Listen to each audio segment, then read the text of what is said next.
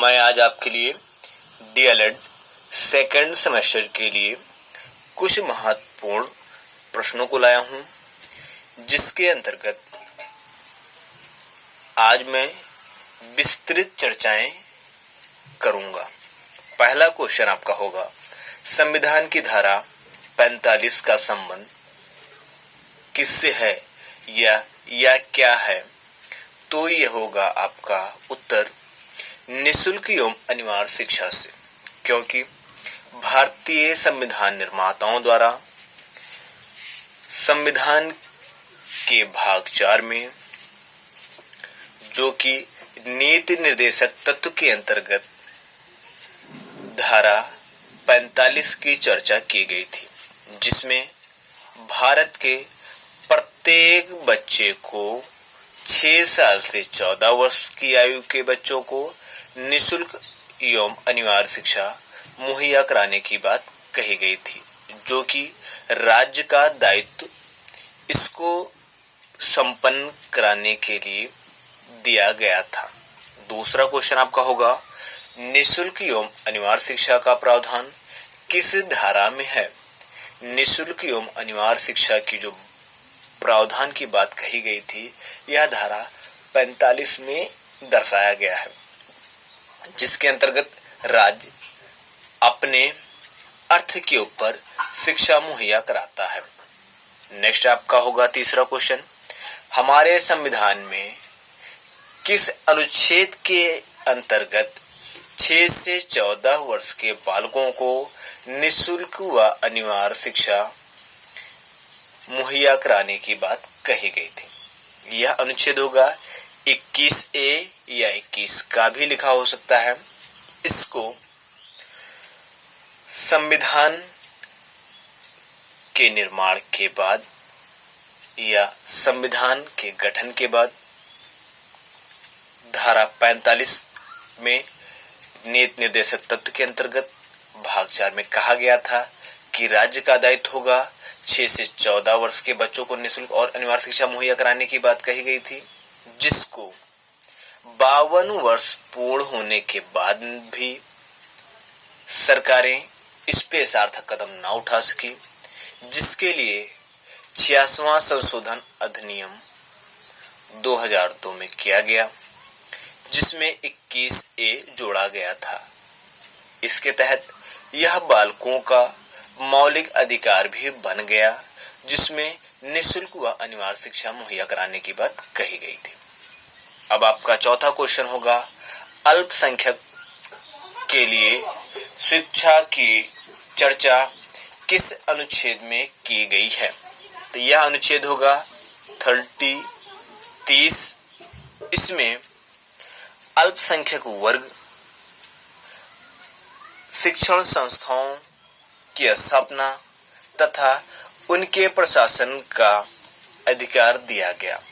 इसी में अनुच्छेद 30(1) में यह बताया गया है कि धर्म भाषा आधारित सभी अल्पसंख्यक वर्गों को अपनी रुचि की संस्थाओं की स्थापना कर सकता है।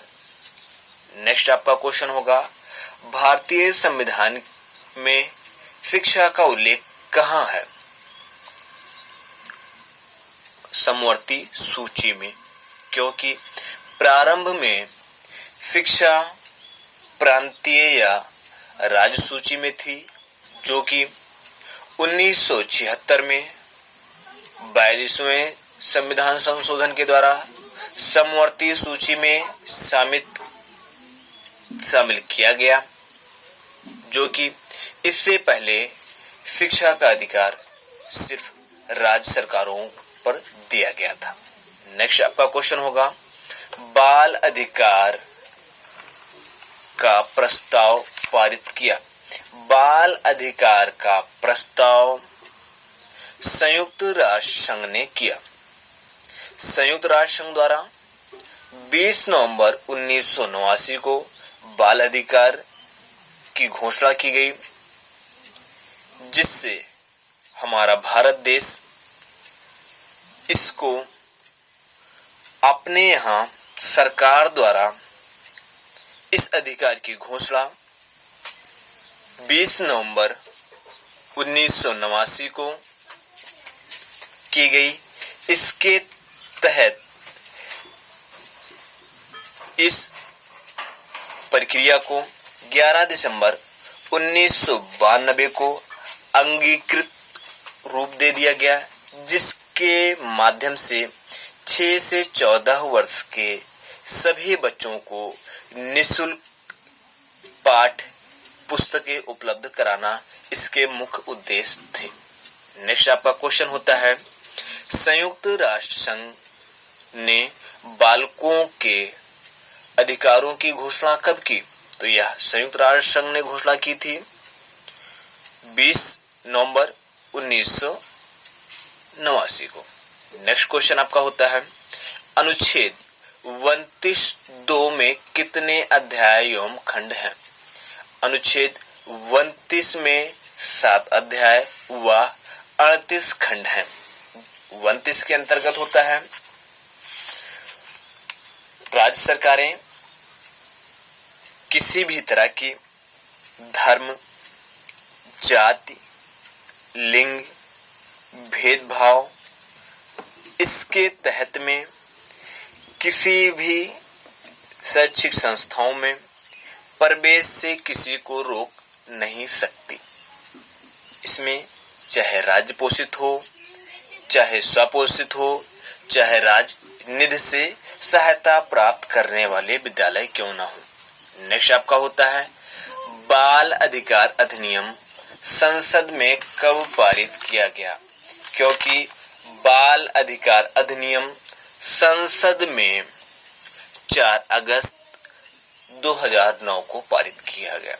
इससे पहले राष्ट्रीय शिक्षा नीति के अंतर्गत भी बच्चों को शिक्षा मुहैया कराने की बात कही गई थी।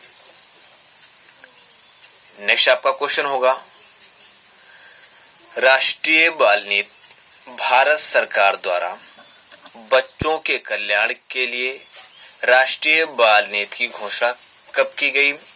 22 अगस्त 1947 की इसकी चर्चाएं की गई थी, जिसके माध्यम से एक स्वराष्ट्र में बच्चों की शिक्षा के बारे में बात कही गई थी। अब जो क्वेश्चन होंगे इनके आंसर जो आपको ना समझ में आएंगे, आप कमेंट बॉक्स में क्वेश्चन पूछ सकते हैं।